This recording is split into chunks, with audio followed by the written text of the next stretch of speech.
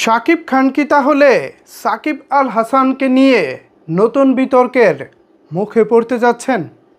Viewers, আপনারা নিশ্চয়ই জানেন প্রায় 1 থেকে 1.5 মাস আগে বাংলাদেশের বিভিন্ন গণমাধ্যমে নিউজ হয়েছে বাংলাদেশ প্রিমিয়ার লিগ বিপিএলে শাকিব খান ঢাকার ফ্র্যাঞ্চাইজি তথা ঢাকার মালিকানা কিনতে চলেছেন। তো সেই নিউজ আসার পর থেকেই সাকিবিয়ান এবং শাকিব খানের ভক্তরা বেশ খুশি। প্রথমবারের মতো শাকিব খান বিপিএলে দল কিনবেন, এর চাইতে আনন্দের আর কি হতে পারে। তো সেই 1 থেকে 1.5 মাস অতিবাহিত হওয়ার পর গতকালকে শাকিব খানের প্রতিনিধি দলকে বিসিবি তথা বাংলাদেশ ক্রিকেট বোর্ড আমন্ত্রণ জানায়। সেখানে শাকিব খানের প্রতিনিধি হিসেবে আসেন চিত্রনায়ক ইমন ভাই। বিসিবির সাথে তারা মিটিং করেন এবং ইমন ভাই মিটিং থেকে বের হয়ে বলেছেন তাদের মধ্যে ফলপ্রসূ একটা আলোচনা হয়েছে এবং পজিটিভ আলোচনা হয়েছে। টিম পাওয়ার ব্যাপারে ইমন আশাবাদী। মানে শাকিব খান যে টিম বা শাকিব খানের ব্যবসায়িক প্রতিষ্ঠান হারলেন টিম নেওয়ার ব্যাপারে যে আশা প্রকাশ করেছেন বা টিম নেওয়ার ব্যাপারে যে আগ্রহ প্রকাশ করেছেন, সেই আগ্রহকে বিসিবি স্বাগত জানিয়েছে। কিন্তু এখনও ফাইনালি কিন্তু শাকিব খানকে দল দেওয়া হয়নি। খেয়াল করবেন বিষয়টা। শাকিব খানের প্রতিনিধি দলের সঙ্গে গতকালকে বিসিবি মিটিং করেছে। তো সেই মিটিংটা আপাতত পজিটিভ। তো ইমন ভাই যখন মিটিং থেকে বেরিয়েছেন এবং সাংবাদিকরা একের পর এক প্রশ্ন করতেছিলেন, প্রশ্নের এক পর্যায়ে সাকিব আল হাসানের নামটি চলে আসে। অনেকেই জিজ্ঞেস করতেছিলেন যে বাংলা চলচ্চিত্রের বর্তমান সময়ের নাম্বার 1 তারকা হচ্ছেন শাকিব খান এবং শাকিব খানের ব্যবসায়িক প্রতিষ্ঠান হারলেনের শুভেচ্ছা দূত হচ্ছেন সাকিব আল হাসান। এখন এই সাকিব আল হাসানকে কি শাকিব খানের বিপিএল দলে দেখা যাবে? এই প্রশ্নটা ছিল সাংবাদিকদের পক্ষ থেকে। তখন ইমন ভাই বলতেছিলেন যে সাকিব আল হাসানের বর্তমান অবস্থানটা আমরা জানি না এবং তিনি বিপিএলে অন্য কোনো দলের সঙ্গে কন্ট্রাক্ট করা আছে কি না সেটাও আমরা জানি না। আমরা এই বিষয়ে পুরো যেই কমিটি আছে আমরা কমিটি মিলে সিদ্ধান্ত নিব। এরপর সাকিব আল হাসানকে আমরা প্রপোজাল দিব। দেন হচ্ছে যদি তার অন্য কোনো দলের সঙ্গে চুক্তি না থাকে তারপর আমরা তাকে নিয়ে চিন্তাভাবনা করব।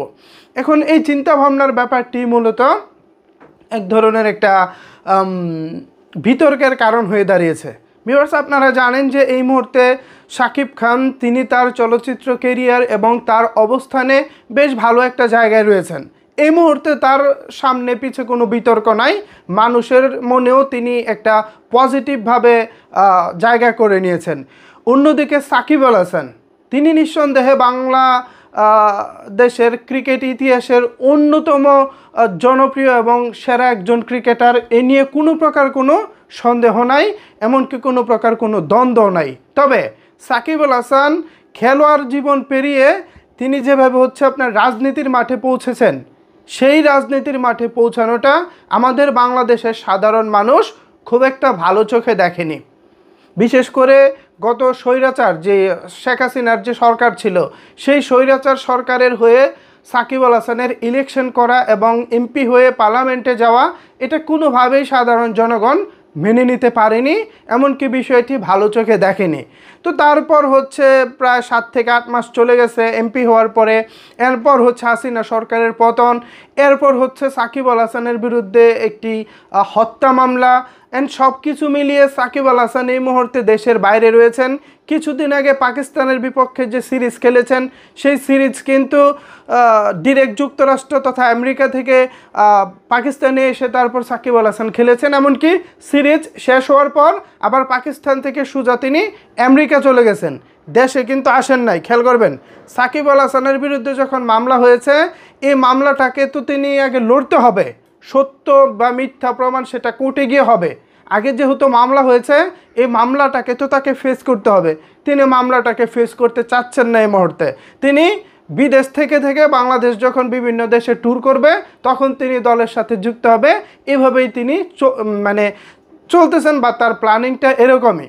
এখন 2-3 মাস পরে বাংলাদেশে যে বিপিএলটা হবে, সেই বিপিএল খেলার জন্য আদৌ সাকিব আল হাসান দেশে আসবেন কি না, এটাও কিন্তু বড় একটা প্রশ্নবোধক চিহ্ন। তাছাড়া এই যে সাকিব আল হাসানকে ঘিরে জনমনে যে বিতর্কের তৈরি হয়েছে, স্পেশালি যারা সাকিব আল হাসানের ফ্যান বা তার ভক্ত, তাদের মনে তো সাকিব আল হাসানকে নিয়ে কোনো প্রকার কোনো দ্বিধাদ্বন্দ্ব নাই। আপনাদের বিষয়ে আমার কোনো প্রশ্ন নাই। আপনারা আপনাদের প্রিয় তারকাকে ভালোবাসবেন, এটা স্বাভাবিক। কিন্তু সাধারণ জনমনে সাকিব আল হাসানকে নিয়ে যে প্রশ্নটা রয়েছে, এই প্রশ্নটা সাকিব খান দূর করবেন কিভাবে? এই মুহূর্তে সাকিব খানকে নিয়ে জনমনে বেশ একটা পজিটিভ অবস্থান রয়েছে। আপনারা জানেন যে তিনি ব্যবসায়িক প্রতিষ্ঠান খুলেছেন এবং সম্প্রতি একের পর এক ব্যবসার সফল সিনেমা, সব কিছু মিলিয়ে সাকিব খান এখন একটা ভালো অবস্থানে রয়েছে। তো ঠিক সেই ভালো অবস্থানে বা ভালো থাকার সময় যদি এখন সাকিব খানের দলে সাকিব আল হাসান আসে, তাহলে এটা আমি মনে করি সাকিব খানের জন্য একটা নতুন বিতর্কের জন্ম দিতে পারে। এটা আমার ধারণা। আমি জানি না, আমার ধারণা ভুল প্রমাণিত হতে পারে, মিথ্যে হতে পারে, সেটা অন্য হিসাব। বাট এই মুহূর্তে সাদা চোখে যা দেখতেছি, সাকিব খান প্রথমবারের মতো বিপিএলে তিনি দল কিনতে চলেছেন এবং প্রথমবারে আমি অ্যাজ এ সাকিব খানের ফ্যান হিসেবে আমি চাই না সাকিব খানের আশেপাশে কোনো বিতর্ক আসুক। যেহেতু প্রথমবার তিনি দল কিনেছেন এবং প্রথমবার তিনি দল পরিচালনা করবেন, আমি চাই তার দলটা যেন তারকায় ঠাসা হয়, জাঁকজমকপূর্ণ একটি দল হয় এবং জাঁকজমকপূর্ণ একটি আসর যেন সাকিব খান কোনো প্রকার কোনো বিতর্ক ছাড়া শেষ করতে পারে।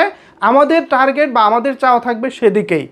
তো সেই জায়গা থেকে যদি সাকিব আল হাসান সাকিব খানের দলে আসে, তাহলে আমি মনে করি সাকিব খানের দলের জন্য একটা বিতর্ক হতে পারে। যেহেতু সাকিব আল হাসানের নামে একটা মামলা রয়েছে, হোক সেটা মিথ্যা মামলা, হোক সেটা যে কোনো উস্কানিমূলক মামলা বা হয়রানিমূলক মামলা, যাই হোক, মামলা তো তার বিরুদ্ধে রয়েছে।